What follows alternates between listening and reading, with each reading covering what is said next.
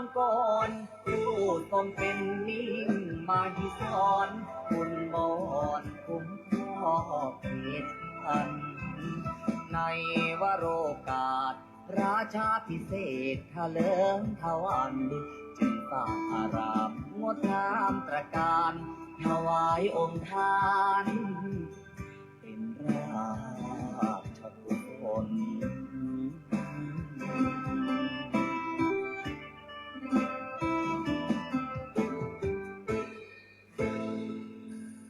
ถึง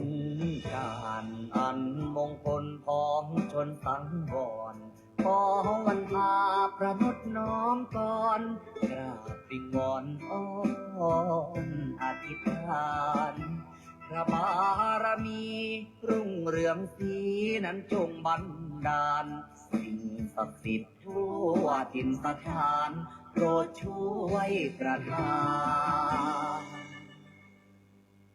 ลูกนั้น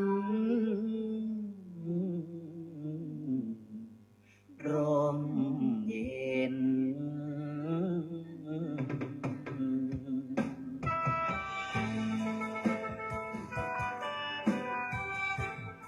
ขอความนอบน้อมในพระรัตนตรัยอันมีคุณพระพุทธคุณพระธรรมคุณพระสงฆ์ขอถวายความอาลัยในหลวงพ่อเจ้าพระคุณสมเด็จพระพุทธชินวงศ์องค์อดีตเจ้าวาดวัดพิชยญาติการามขอโอกาสและถวายความเคารพในพระมหาเถรานุเถระเพื่อนกัลยาณมิตรเพื่อนกัลยาณธรรมทุกรูปทุกท่านขอความสุขความสวัสดีจงบังเกิดมีแก่ญาติโยมญาติธรรมโลกหลานหม่นมหาจักรพรรดิทุกท่านทุกคนที่ได้มาพร้อมจิตตั้งใจในการสวดมนต์และก็ขออนุโมทนาเอาละต่อจากนี้ขอให้พวกเราพร้อมจิตตั้งใจสวดมนต์ในวันนี้ได้พร้อมเพียงกันพุทธังชีวิตังเมปุเชมิธัมมังชีวิตังเมปุเชมิสังฆังชีวิตังเมปุเชมิพุทธังวันทามิธัมมังวันทามิสังฆังวันทามิคูปัญชาอาจาริยคุณังวันทามิมาตาปิตุคุณังวันทามิภัตไตรสิกขาคุณังวันทามินะโมตัสสะภะคะวะโตอะระหะโตสัมมาสัมพุทธัสสะนะโมตัสสะภะคะวะโตอะระหะโตสัมมาสัมพุทธัสสะนะโมตัสสะภะคะวะโตอะระหะโตสัมมาสัมพุทธัสสะพุทธังสรณังคัจฉามิธัมมังสรณังคัจฉามิสังฆังสรณังคัจฉามิทุติยมปิพุทธังสรณังคัจฉามิทุติยมปิธัมมังสรณังคัจฉามิทุติยมปิสังฆังสรณังคัจฉามิตติยมปิพุทธังสรณังคัจฉามิตติยมปิธัมมังสรณังคัจฉามิตติยมปิสังฆังสรณังคัจฉามิป านาติปาตาเวรมณีสิกขาปะทังสมาธิยามิอาทินนาทานาเวรมณีสิกขาปะทังสมาธิยามิกาเมสุมิจฉาจาราเวรมณีสิกขาปะทังสมาธิยามิโมสาวาทาเวรมณีสิกขาปะทังสมาธิยามิสุราเมรยามัชฌาปมาทฐานาเวรมณีสิกขาปะทังสมาธิยามิอิมานิปัญจสิกขาปะทานิสมาธิยามิอิมานิปัญจสิกขาปะทานิสมาธิยามิอิมานิปัญจสิกขาปะทานิสมาธิยามิสีเลนะสุขติงยันติสีเลนะโภคสัมปทาสีเรนะนิพุติงยันติตัสมามิโสทะเยนะโมตัสสะภะคะวะโตอะระหะโตสัมมาสัมพุทธัสสะนะโมตัสสะภะคะวะโตอะระหะโตสัมมาสัมพุทธัสสะนะโมตัสสะภะคะวะโตอะระหะโตสัมมาสัมพุทธัสสะพุทธังอาราธนานังกโรมิธัมมังอาราธนานังกโรมิสังฆังอาราธนานังกโรมิ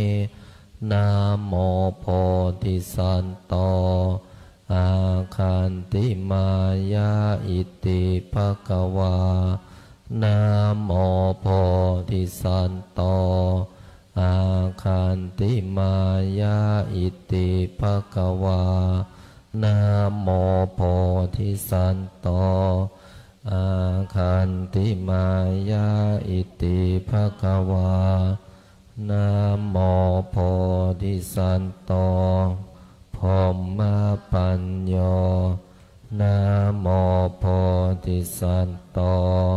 พรหมปัญโยนะโมโพธิสัตโตพรหมปัญโยโยโทโสโมหะจิตเตนาพุทธสมิงปาปะกะโตมายากามะธเมกะตังโทสังสัพพะปะปังวินาสันโตโยโทโสโม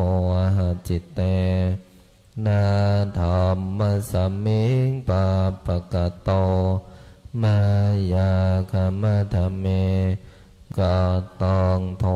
สังสัพพะปะปังวินาสันโตโยโทโสโม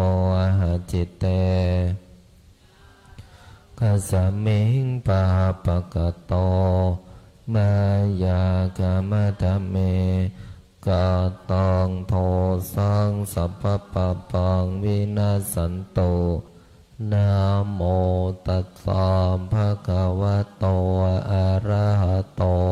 สัมมาสัมพุทธัสสะนะโมตัสสะภะคะวะโตอะระหะโตสัมมาสัมพุทธัสสะนะโมตัสสะภะคะวะโตอะระหะโตสัมมาสัมพุทธัสสะนะโมพุทธายะพระพุทธไตรรัตนญาณมณีโนภาลัน สิสหัสสะสุธรรมาพุทโธธรรมโมสังโฆยะถาพุทโมนาพุทธาบูชาธรรมบูชาสังฆบูชาอาคิทานังวารังคันทังสิวารินจมหาเถลังอาหังวันทามิทุระโตอาหังวันทามิธาตุโยอาหังวันทามิสัพพโตพุทธานธรรมสังฆปูญเช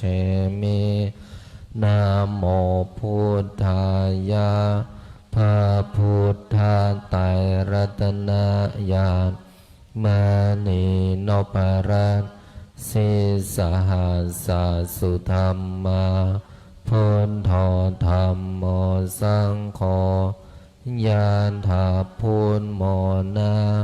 พุทธาบูชาธรรมบูชาสังฆบูชาอาคิทานังวารังคันทังสิวาริจมหาเถลังอาหังวันทามิทุระโตอาหังวันทามิธาตุโยอาหังวันทามิสัพพโตพุทธานธรรมสังฆปูญเชมินะโมพุทธายะพระพุทธไตรรัตนญาณมานีโนปรัตสิสหัสสะสุธรรมาพุทโธธรรมโมสังโฆยะถาพุทโมนาพุทธาบูชาธรรมบูชาสังฆบูชาอาคิทานังวารังคันทังสิวาริจมหาเถลังอาหังวันทามิทุระโตอาหังวันทามิธาตุโยอาหังวันทามิสัพพโตพุทธานธรรมสังฆปูญเชมินะโมพุทธายะพระพุทธไตรรัตนญาณมานีโนปรัตสิสหัสสะสุธรรมาพุทโธธรรมโมสังโฆยะถาพุทโมนาพุทธาบูชาธรรมบูชาสังฆบูชาอาคิทานังวารังคันทังสิวาริจมหาเถลังอาหังวันทามิทุระโตอาหังวันทามิธาตุโยอาหังวันทามิสัพพโสพุทธานธรรมสังฆปูญเชมินะโมพุทธายะพระพุทธไตรรัตนญาณมานีโนปรัตสิสหัสสะสุธรรมาพุทโธธรรมโมสังโฆยะถาพุทโมนาพุทธาบูชาธรรมบูชาสังฆบูชาอาคิทานังวารังคันทังสิวาริจมหาเถลังอาหังวันทามิทุระโตอาหังวันทามิธาตุโยอาหังวันทามิสัพพโตพุทธานธรรมสังฆปูญเชมินะโมพุทธายะพระพุทธไตรรัตนญาณมานีโนปรัต สิสหัสสุธรรมาพุทโธธัมโมสังโฆยะถาพุทโมนาพุทธาบูชาธัมมาบูชาสังฆาบูชาอาคิทานังวารังคันทังสิวาริจมหาเถลังอาหังวันทามิตุระโตอาหังวันทามิธาตุโยอาหังวันทามิสัพพโสพุทธาธัมมาสังฆาปุญเชมินะโมพุทธายะพระพุทธไตรรัตนญาณมานีโนปาลังสิสหัสสุธรรมาพุทโธธัมโมสังโฆยะถาพุทโมนาพุทธาบูชาธัมมาบูชาสังฆาบูชาอาคิทานังวารังคันทังสิวาริจมหาเถลังอาหังวันทามิตุระโตอาหังวันทามิธาตุโยอาหังวันทามิสัพพโสพุทธาธัมมาสังฆาปุญเชมินะโมพุทธายะพระพุทธไตรรัตนญาณมานีโนปาลังสิสหัสสุธรรมาพุทโธธัมโมสังโฆยะถาพุทโมนาพุทธาบูชาธัมมาบูชาสังฆาบูชาอาคิทานังวารังคันทังสิวาริจมหาเถลังอาหังวันทามิตุระโตอาหังวันทามิธาตุโยอาหังวันทามิสัพพโสพุทธาธัมมาสังฆาปุญเชมินะโมพุทธายะพระพุทธไตรรัตนญาณมานีโนปาลังสิสหัสสุธรรมาพุทโธธัมโมสังโฆยะถาพุทโมนาพุทธาบูชาธัมมาบูชาสังฆาบูชาอาคิทานังวารังคันทังสิวาริจมหาเถลังอาหังวันทามิตุระโตอาหังวันทามิธาตุโยอาหังวันทามิสัพพโสพุทธาธัมมาสังฆาปุญเชมินะโมพุทธายะพระพุทธไตรรัตนญาณมานีโนปาลังสิสหัสสุธรรมาพุทโธธัมโมสังโฆยะถาพุทโมนาพุทธาบูชาธัมมาบูชาสังฆาบูชาอาคิทานังวารังคันทังสิวาริจมหาเถลังอาหังวันทามิตุระโตอาหังวันทามิธาตุโยอาหังวันทามิสัพพโสพุทธาธัมมาสังฆาปุญเชมินะโมพุทธายะพระพุทธไตรรัตนญาณมานีโนปาลังส สิสหัสสุธรรมาพุทโธธัมโมสังโฆยะถาพุทโมนา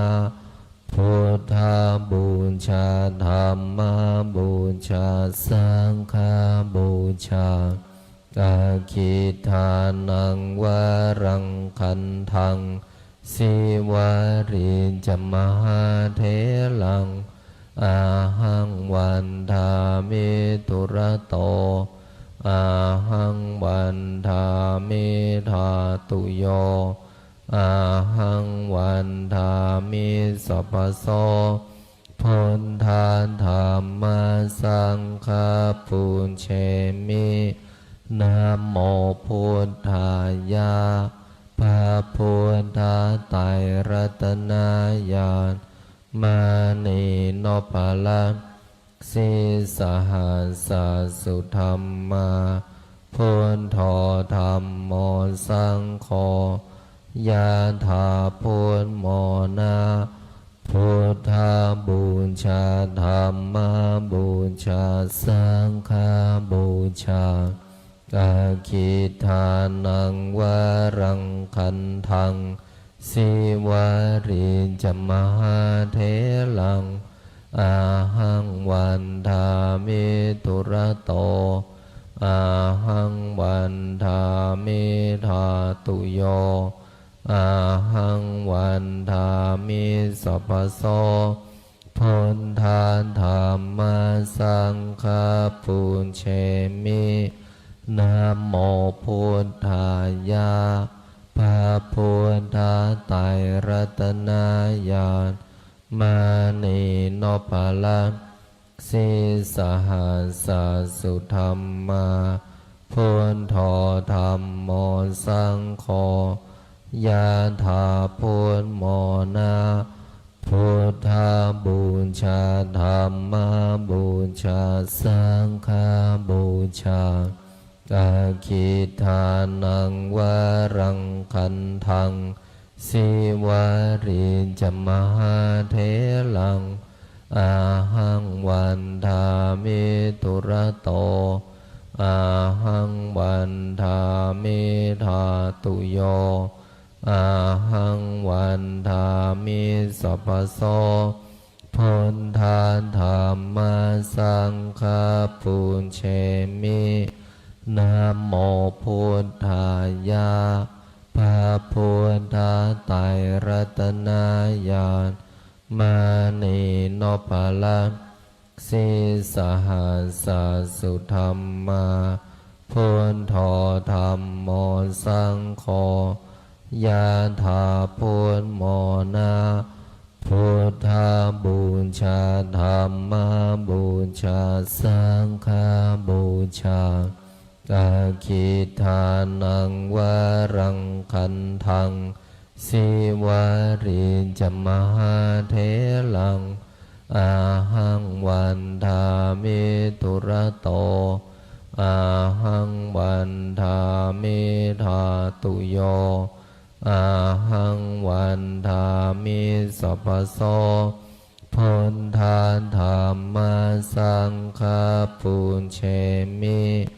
นะโมพุทธายะพระพุทธไตรรัตนญาณมานีโนภลังสิสหัสสุธรรมาพุทโธธัมโมสังโฆยะถาพุทโมนาพุทธบูชาธัมมบูชาสังฆบูชาอาคิทานังวรังคันทังสิวาริจมหาเถลังอาหังวันทามิตุระโตอาหังวันทามิธาตุโยอาหังวันทามิสัพพโสพุทธาธัมมาสังฆาปุญเชมินะโมพุทธายะพระพุทธไตรรัตนญาณมานีโนภลังส สิสหัสสุธรรมาพุทโธธัมโมสังโฆยะถาพุทโมนาพุทธบูชาธัมมบูชาสังฆบูชาอาคิทานังวรังคันทังสิวาริจมหาเถลังอาหังวันทามิตุระโตอาหังวันทามิธาตุโยอาหังวันทามิสัพพโส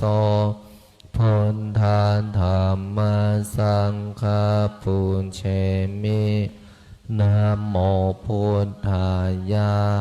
พระพุทธไตรรัตนญาณ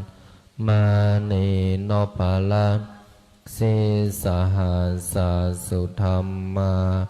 พุทโธธัมโมสังโฆยะถาพุทโมนาพุทธบูชาธัมมบูชาสังฆบูชาอาคิทานังวรังคันทังสิวาริจมหาเถลังอาหังวันทามิตุระโตอาหังวันทามิธาตุโยอาหังวันทามิสัพพโส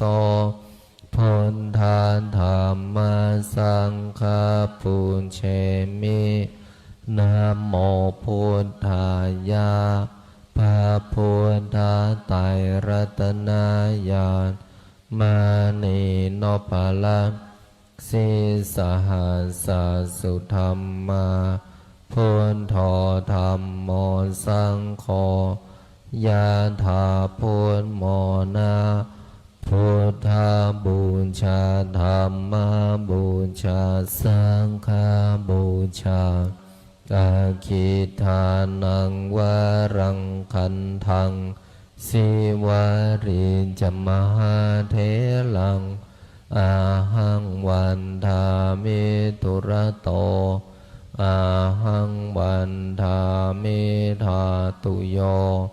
อาหังวันทามิสัพพโสพุทธาธัมมาสังฆาปุญเชมินะโมพุทธายะพระพุทธไตรรัตนญาณมานีโนภลังสิสหัสสุธรรมา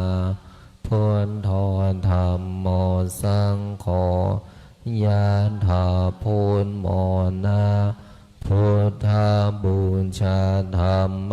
บูชาสังฆบูชา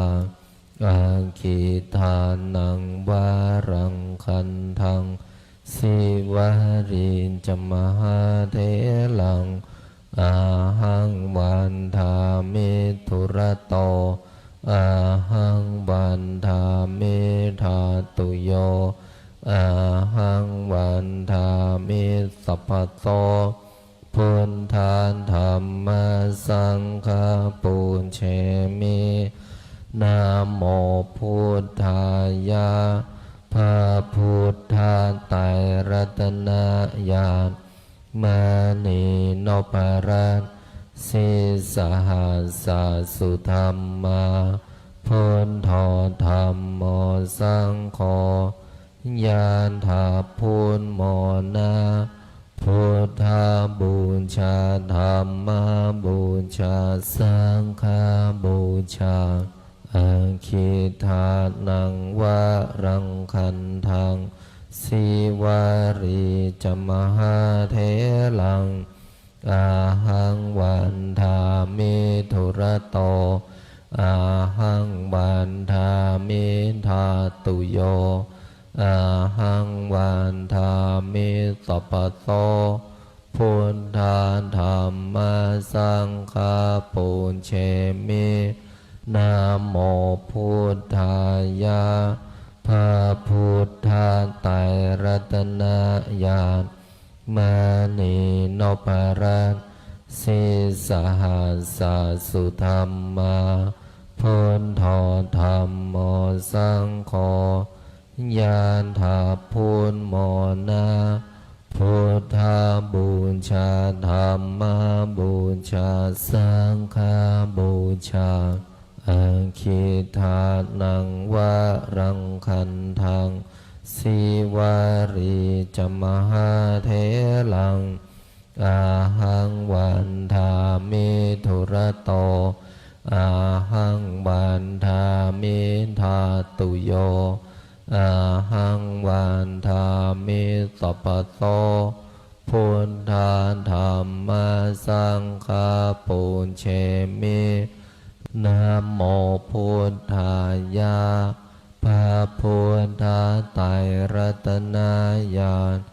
มานีโนปะละ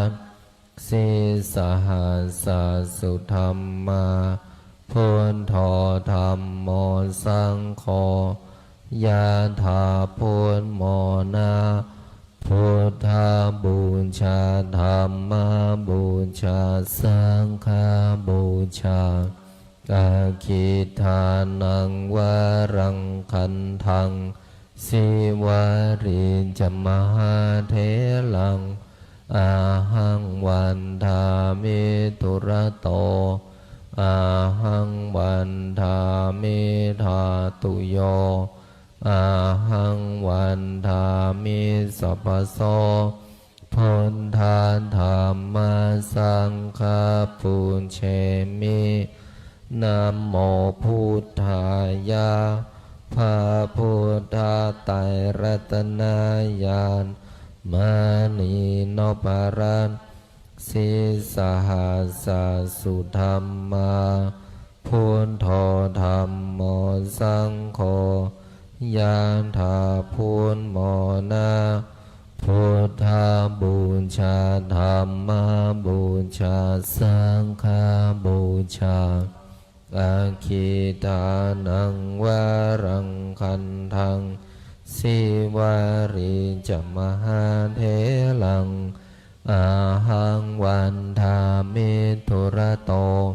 อาหังวันทามิธาตุโยอาหังวันทามิสัพพโตพุทธาธัมมาสังฆาปุญเชมินะโมพุทธายะพระพุทธไตรรัตนญาณมานีโนปะละสิสหัสสะสุธรรมาพุทโธธัมโมสังโฆยะถาพุทโมนาพุทธาบูชาธัมมาบูชาสังฆาบูชาอาคิทานังวะรังคันทังสิวาริจมหาเถลังอาหังวันทามิธุระโตอาหังวันทามิธาตุโยอาหังวันทามิสัพพโสพุทธาธัมมาสังฆาปุญเชมินะโมพุทธายะพระพุทธไตรรัตนญาณมานีโนปะละสิสหัสสะสุธรรมาพุทโธธัมโมสังโฆยะถาพุทโมนาพุทธาบูชาธัมมาบูชาสังฆาบูชาอาคิทานังวะรังคันทังสิวาริจมหาเถลังอาหังวันทามิธุระโตอาหังวันทามิธาตุโยอาหังวันทามิสัพพโสพุทธาธัมมาสังฆาปุญเชมินะโมพุทธายะพระพุทธไตรรัตนญาณมานีโนปะละสิส สหัสสะสุธรรมาพุทโธธัมโมสังโฆยะถาพุทโมนาพุทธาบูชาธัมมาบูชาสังฆาบูชาอาคิทานังวรังคันทังสิวาริจมหาเถลังอาหังวันทามิตุระโตอาหังวันทามิธาตุโยอาหังวันทามิสัพพโสพุทธาธัมมาสังฆาปุญเชมินะโมพุทธายะพระพุทธไตรรัตนญาณมานีโนภลังสิสหัสสะสุธรรมาพุทโธธัมโมสังโฆยะถาพุทโมนาพุทธาบูชาธัมมาบูชาสังฆาบูชาอาคิทานังวรังคันทังสิวาริจมหาเถลังอาหังวันทามิตุระโตอาหังวันทามิธาตุโยอาหังวันทามิสัพพโสพุทธาธัมมาสังฆาปุญเชมินะโมพุทธายะพระพุทธไตรรัตนญาณมานีโนภลังสิสหัสสะสุธรรมาพุทโธธัมโมสังโฆยะถาพุทโมนาพุทธาบูชาธัมมาบูชาสังฆาบูชาอาคิทานังวรังคันทังสิวาริจมหาเถลังอาหังวันทามิตุระโตอาหังวันทามิธาตุโยอาหังวันทามิสัพพโสพุทธาธัมมาสังฆาปุญเชมินะโมพุทธายะพระพุทธไตรรัตนญาณ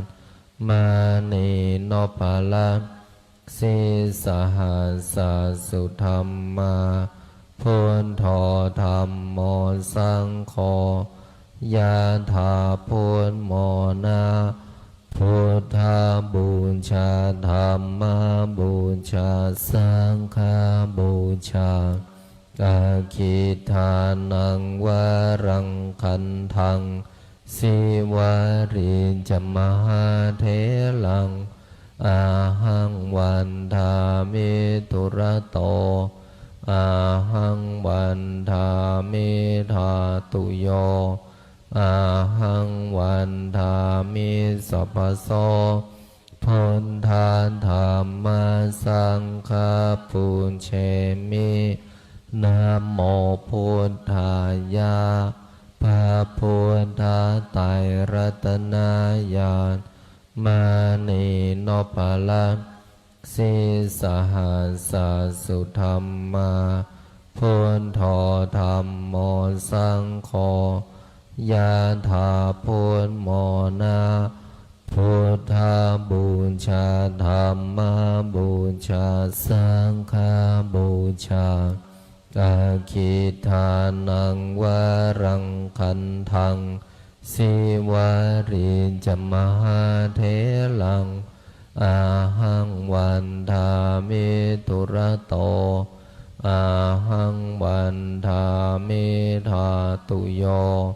อาหังวันทามิสัพพโสพุทธาธัมมาสังฆาปุญเชมินะโมพุทธายะพระพุทธไตรรัตนญาณมานีโนภลัง สิสหัสสุธรรมาพุทโธธัมโมสังโฆยะถาพุทโมนะพุทธบูชาธัมมบูชาสังฆบูชาอาคิทานังวรังคันทังสิวาริจมหาเถลังอาหังวันทามิทุระโตอาหังวันทามิธาตุโย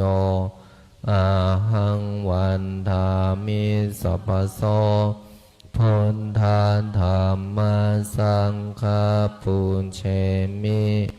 นะโมพุทธายะพระพุทธไตรรัตน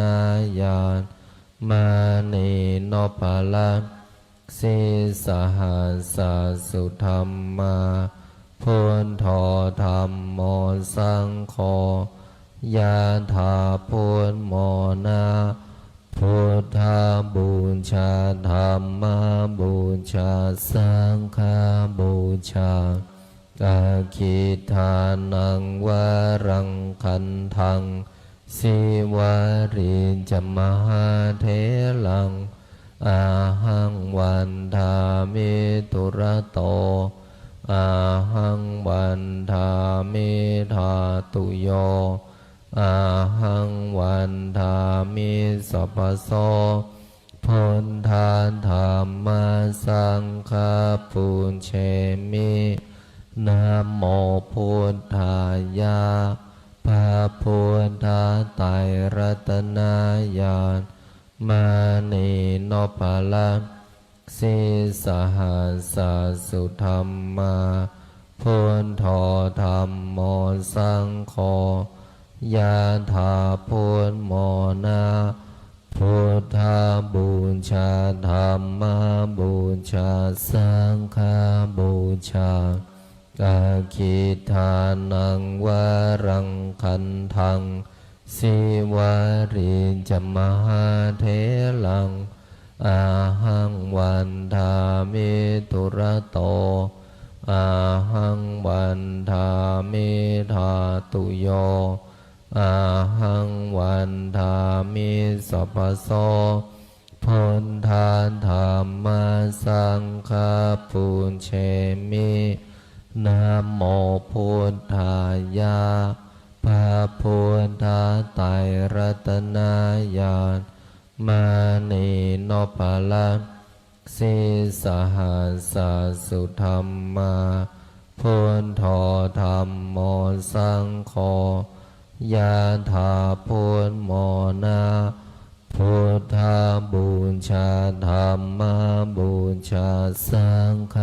บูชาอาคิทานังวรังคันทังสิวาริจมหาเถลังอาหังวันทามิทุระโตอาหังวันทามิธาตุโยอาหังวันทามิสัพพโสพุทธาธัมมาสังฆาปุญเชมิ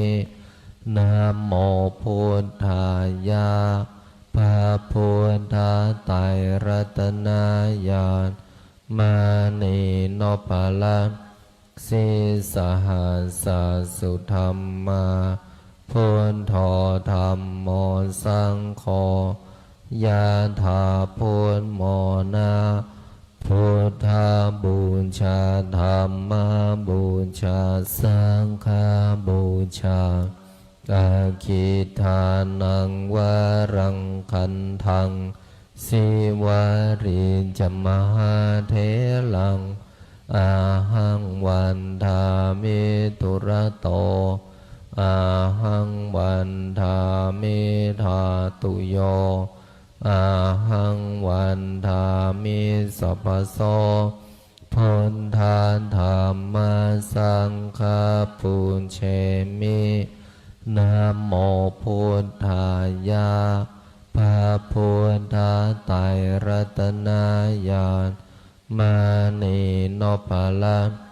สิสหัสสุธรรมาพุทโธธัมโมสังโฆยะถาพุทโมนาพุทธาบูชาธัมมาบูชาสังฆาบูชาอาคิทานังวารังคันทังสิวาริจมหาเถลังอาหังวันทามิทุระโตอาหังวันทามิธาตุโยอาหังวันทามิสัพพโสพุทธาธัมมาสังฆาปุญเชมินะโมพุทธายะพระพุทธไตรรัตนญาณมณีโนภาลันสิสหัสสุธรรมาพุทโธธัมโมสังโฆยะถาพุทโมนาพุทธาบูชาธัมมาบูชาสังฆาบูชาอาคิทานังวารังคันทังสิวาริจมหาเถลังอาหังวันทามิทุระโตอาหังวันทามิธาตุโยอาหังวันทามิสัพพโส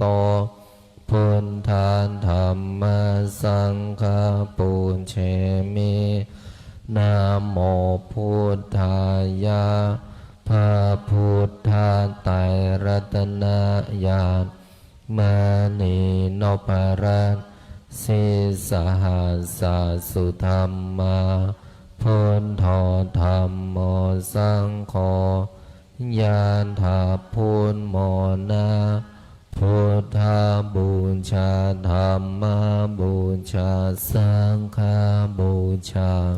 อาคิทานังวารังคันทังสิวาริจมหาเถลัง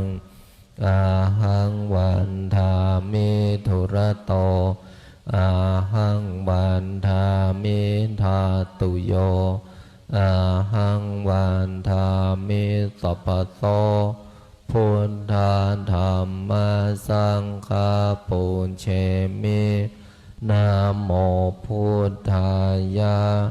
พระพุทธไตรรัตนญาณมณีโนภาลันสิสหัสสุธรรมาพุทโธธัมโมสังโฆยะถาพุทโมนาพุทธาบูชาธัมมาบูชาสังฆาบูชาอาคิทานังวารังคันทังสิวาริจมหาเถลังอาหังวันทามิทุระโตอาหังวันทามิธาตุโยอาหังวันทามิสัพพโสพุทธาธัมมาสังฆาปุญเชมินะโมพุทธายะพระพุทธไตรรัตนญาณมณีโนภาลันสิสหัสสุธรรมาพุทโธธัมโมสังโฆยะถาพุทโมนาพุทธาบูชาธัมมาบูชาสังฆาบูชาอาคิทานังวารังคันทังสิวาริจมหาเถลังอาหังวันทามิทุระโตอาหังวันทามิธาตุโยอาหังวันทามิสัพพโสพุทธาธัมมาสังฆาปุญเชมินะโมพุทธายะพระพุทธไตรรัตนญาณมณีโนภาลัน สิสหัสสสุธรรมาพุทโธธัมโมสังโฆ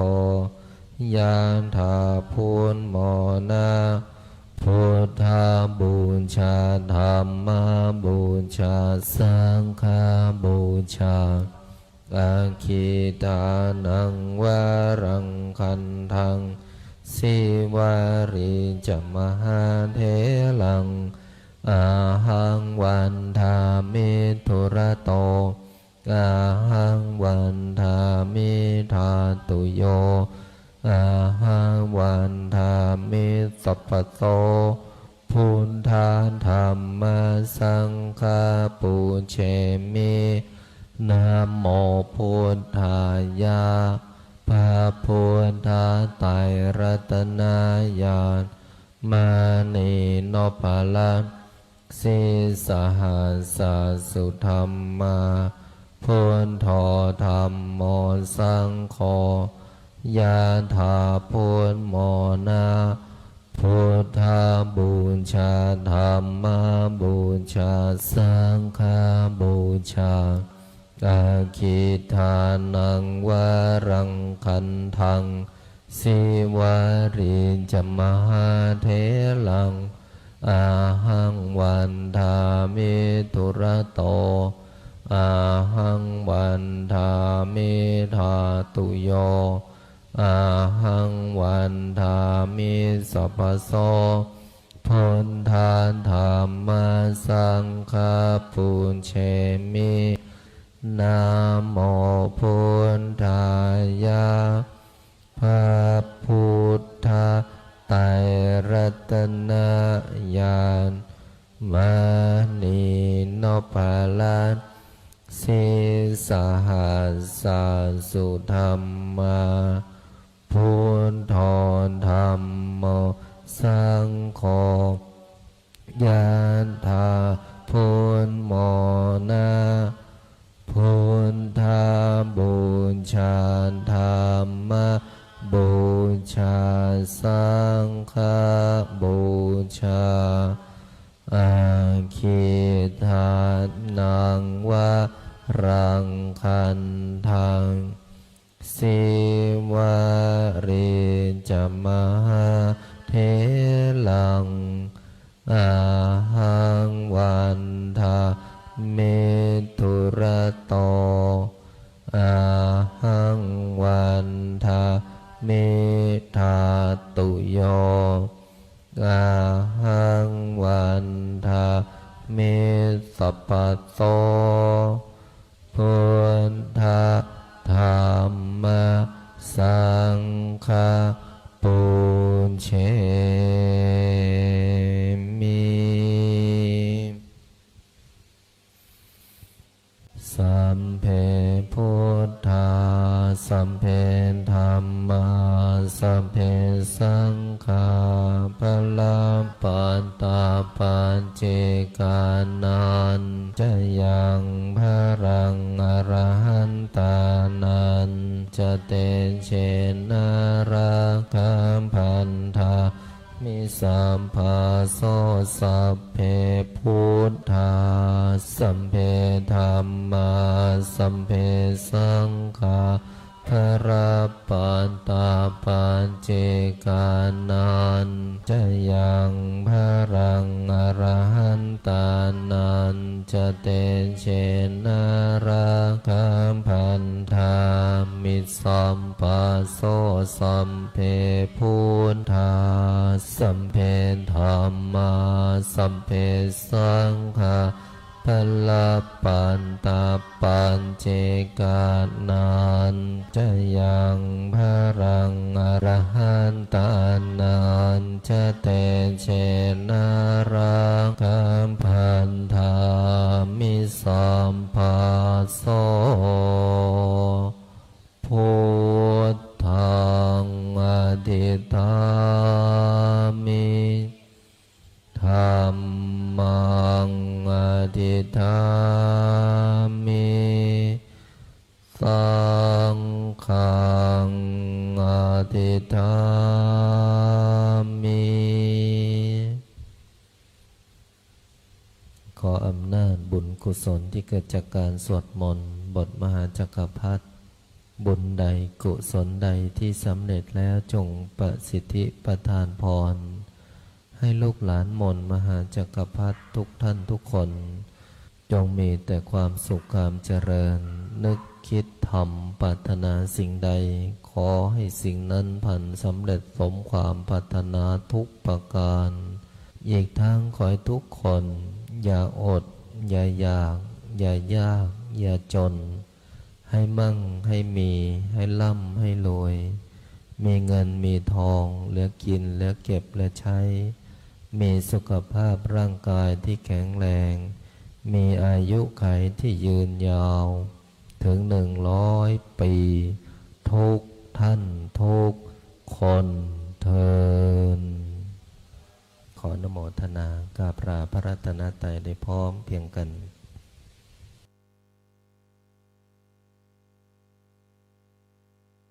อะระหังสัมมาสัมพุทโธภะคะวาพุทธังภะคะวันตังอะภิวาเทมิสวากขาโต